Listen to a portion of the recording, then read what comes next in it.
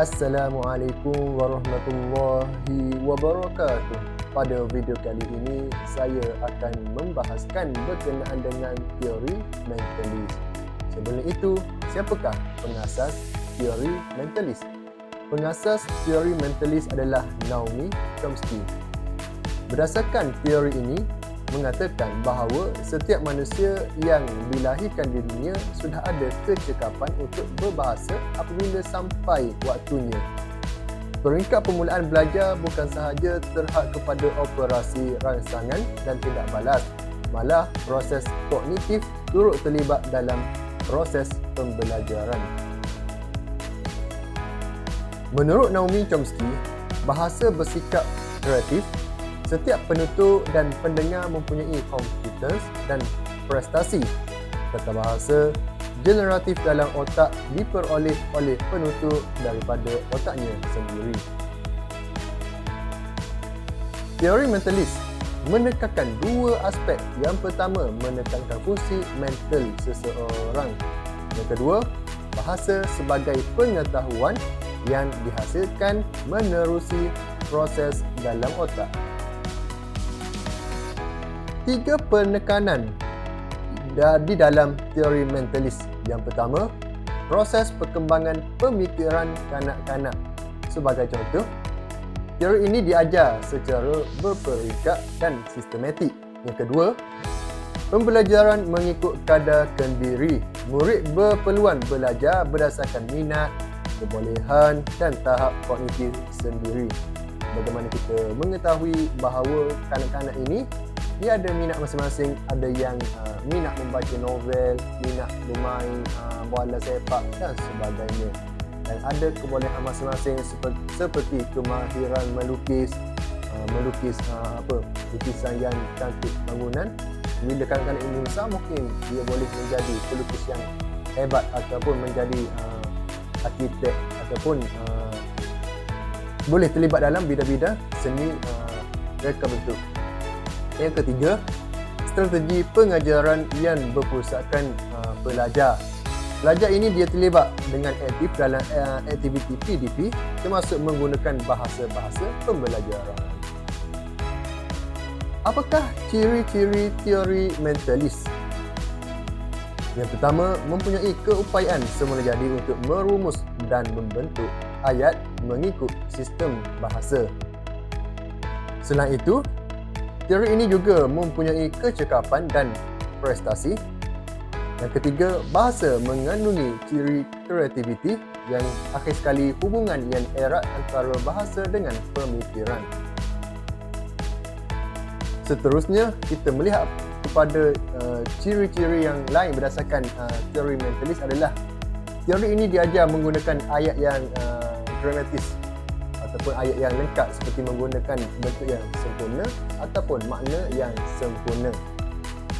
Seterusnya, dalam menghuraikan bahasa, nahu transformasi generatif diterapkan. Pemolehan bahasa mementingkan proses pemikiran, mengutamakan kemahiran membaca dan menulis.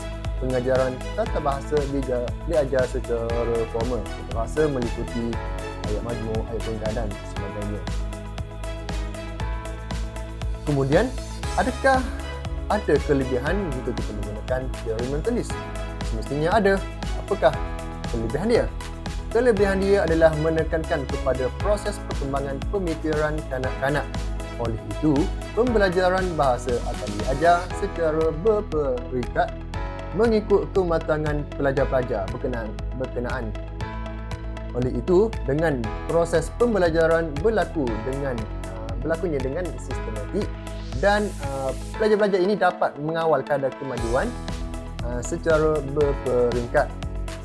Seterusnya, menekankan kepada pembelajaran mengikut kadar kendiri, di mana pelajar ini dia berpeluang belajar dalam sesuatu pengetahuan ataupun kemahiran berdasarkan minat, kebolehan dan tahap kognitif mereka sendiri. Kemudian, menekankan kaedah pengajaran berpusatkan pelajar. Pengajaran berpusatkan pelajar bermaksud pelajar ini dia terlibat dengan aktif dalam aktiviti pembelajaran menggunakan bahan pembelajaran berbanding guru. Oleh itu, sesuai digunakan untuk mengajar kemahiran berbahasa. Apakah hubungan teori mentalis dalam PDP ataupun pembelajaran? Ada dua perkara penting dalam penguasaan bahasa kecakapan dan prestasi. Pertama, prinsip iaitu undang-undang bahasa ditekankan. Kemudian tulisan dan bacaan diutamakan. Pendekatan analisis, kaedah kognitif dan teknik hafalan. Yang kedua, teori behaviorism. Kita melihat kepada tokoh yang pertama iaitu Edward Lee Thorndike. Dilahirkan pada 31 Ogos 1874, beragama Kristian, bekerja sebagai psikologi, dikenali sebagai Father of Modern Educational Psychology, meninggal pada 9 Ogos 1949. Apakah teori pelaziman operan Thorndike?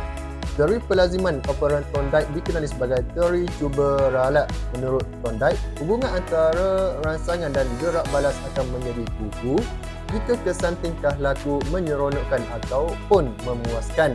Thorndike telah menggunakan seekor kucing untuk membuat kajiannya. Thorndike dapat membuktikan bahawa haiwan dan manusia belajar melalui proses cuba jaya ataupun kaedah cuba dan ralat. Jom kita melihat kepada eksperimen yang dijalankan oleh Thorndike.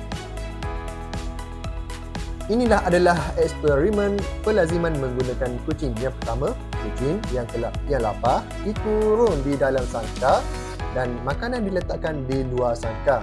Kemudian, kucing itu melakukan pelbagai tindakan untuk melepaskan diri daripada sangkar. Biasalah kucing kan, apabila dia lapar, mesti dia akan usaha untuk dapatkan makanan tersebut. Akhirnya, kucing tersebut terpijak tuil pintu menyebabkan sangkar tersebut terbuka. Lalu, kucing itu menuju ke makanan tersebut. Akhirnya, kucing tersebut dikurung semula untuk melakukan proses yang sama, iaitu untuk melepaskan diri daripada sangkar.